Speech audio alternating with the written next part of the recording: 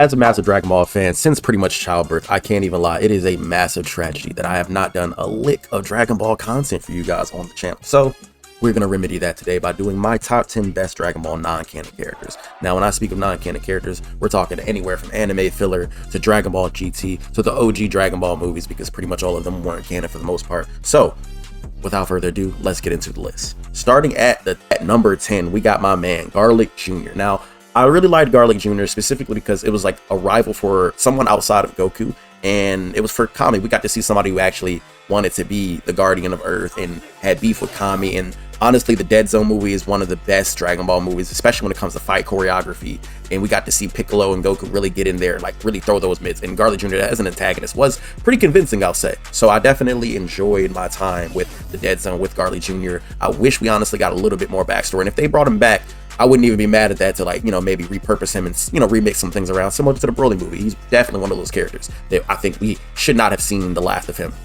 Number 9, we have my boy Turles. Now, Turles is the OG Goku Black. I love the idea of there just being more Saiyans out there that weren't on planet Vegeta, that didn't get blown up, and they were doing their own thing. And with Turles and his gang, they kind of tried to be similar to like Bojack and his crew, and they were just space pirates, and they wanted to do their own thing similar to Frieza, but they found the whole Tree of Might thing, and I just think the Tree of Might was just awesome. And that kind of led to what we got into Naruto with the whole chakra fruits and the whole Otsutsuki thing. I think that definitely was some inspiration for Kishimoto later down the line to kind of copy a lot of the things that happened with the Tree of Might and with Turles. And I mean, yeah, it was a Goku clone, but it was the first Goku clone we actually saw, and I think they did him really well. And honestly, I think his overall connection to the existing lore in Dragon Ball is what really pushed it to be like, wow, there's other, you know, low-class Saiyans that could end up being powerful by, you know, different means, and it's not just through training or not just through conquering planets. It's like literally taking the life force of a planet. So I thought that was insane and pretty dope. At the 8th spot, we got my dog Paikuhan. Now, I know a lot of people are going to be mad that Paikuhan is at 8, because Paikuhan is a fan favorite. I would say a lot of people's top 5 possibly non-canon characters. But from Paikuhan, we didn't get to see a whole lot. We saw him in a little bit of the Blue Saga with the filler, seeing Super Kaioken and seeing him one-shot Cell. Insane. That was like, what? We did all that scrapping, all that sacrificing to defeat him, and he just pulled up with the weighted clothing on. Still just one-shot at my man Cell. It was nuts. At the 7th spot, we got my dog Cooler. Cooler is definitely a character that 100% needs to be reintroduced in the Dragon Ball lore now. He needs to come back. I would love it if he was training with Frieza. They both get a little black form, and, you know, he kind of mixes the black form with his armored form, and then they take on Goku, Vegeta. Goku takes Cooler, Vegeta takes Frieza, and they both just take out the whole family bloodline. I would absolutely love that. Cooler is that guy. The OG Cooler movie, when he first pulled up, one of the best. The movie where he came back as Meta Cooler, amazing. The despair, the dread, the feeling of, oh, this might be it for these guys, was just all there. So definitely bring my dog Cooler back immediately.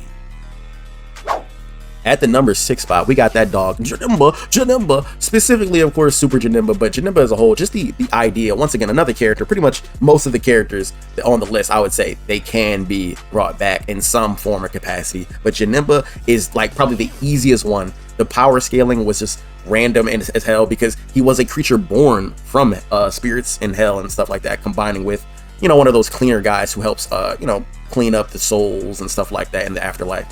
Mixing that, and then you could just have him as strong as the plot needs to be, because no matter what's going on, the souls in hell continuously get stronger with more foes that we keep defeating. So Janemba can be as strong as the plot needs him to be for a really entertaining thing. I personally think that if we were to bring Janemba back, it would be really dope to see like a Fusion Reborn, but instead of Fusion Reborn coming back in the way that it was with Goku and Vegeta, we need to see Goten and Trunks. Now that would be amazing. Having Goten and Trunks struggle, they haven't really been doing the fusion thing, they haven't been really fighting like that, and having them struggle to come back and save Earth in like an isolated incident, or maybe they go to hell and they got to handle things while Goku and Vegeta are handling a different threat.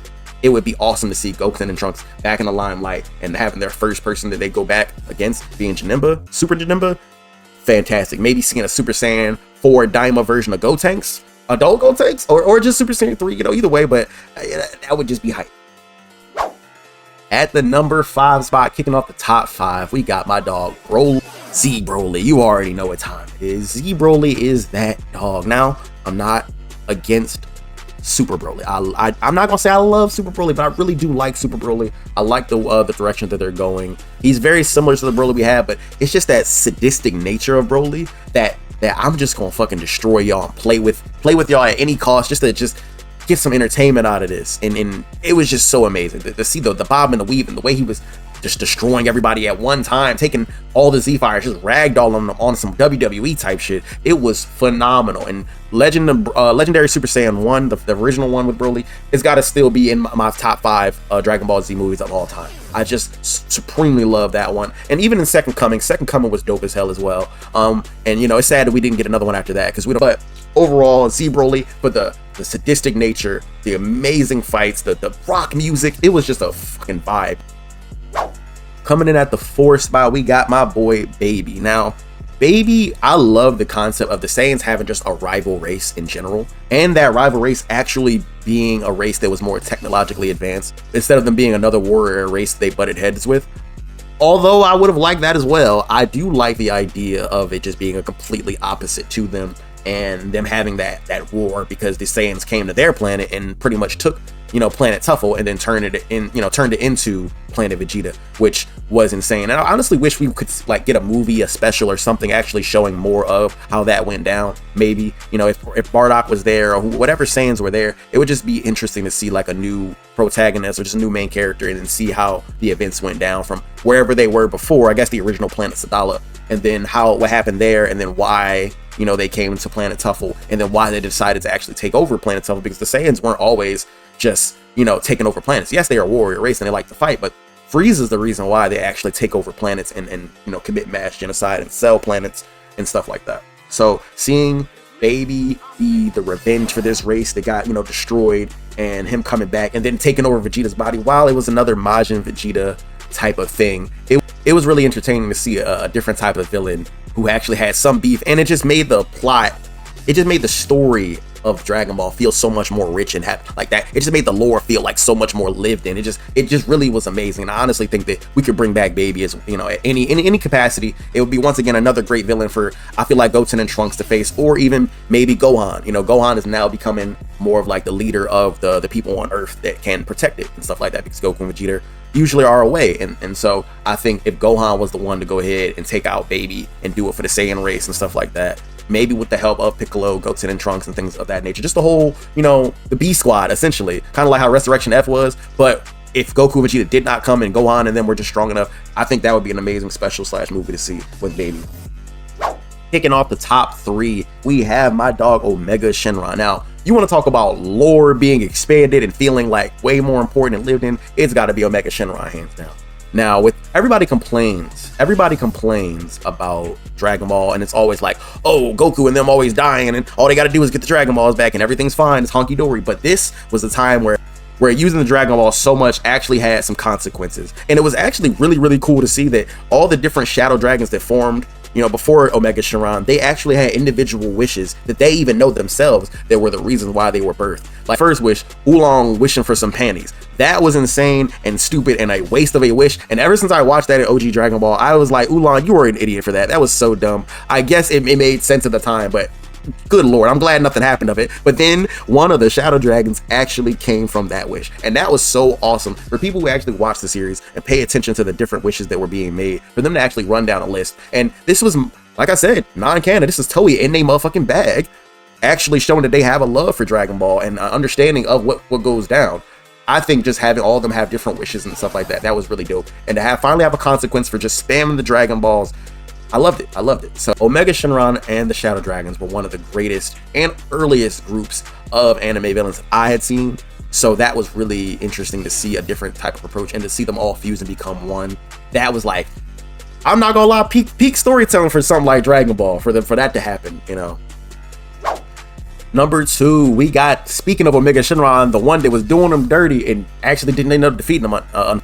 We got my boy SSJ4 Gogeta, you know what I'm saying? The OG red hair phenom, the OG strongest character in the entire Dragon Ball universe. Gogeta was freaking awesome. The design was awesome. The red hair was random as hell back then, but it fucking fit. It just made sense, and we loved it. Loved playing with him. Loved just seeing him in the anime, all that. So Gogeta Super Saiyan 4 was amazing.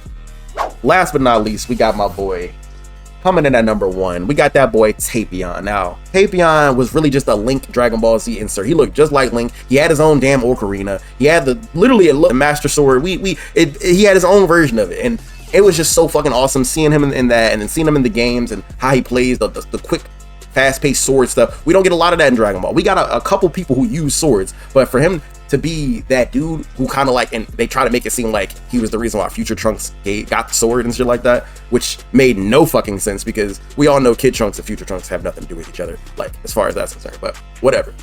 Like I said, Tapion, one of the best ones. The story was like really heartfelt. He was like a hero that just, you know, he sacrificed himself, sacrificed his own younger brother to actually put away this big bad, and then for all his efforts to just be taken away. It was insane, and it really gave Dragon Ball a different side. Like back in the 90s, those movies were just, it gave Dragon Ball a whole different vibe, a whole different like shade to it. It was more dark, it was more gritty. The stories felt more real, you know. Tapion got to be my number 1 non-canon character. Design as well. I didn't even speak on the design as well. The red mohawk, who out here doing it like Tapion? Let me know who's your favorite Dragon Ball non-canon character. Let me know who you would put on the list, who you think that I'm missing, and let's talk some Dragon Ball in the comments. Like I always say, I'm your boy Breeze. Be breezy.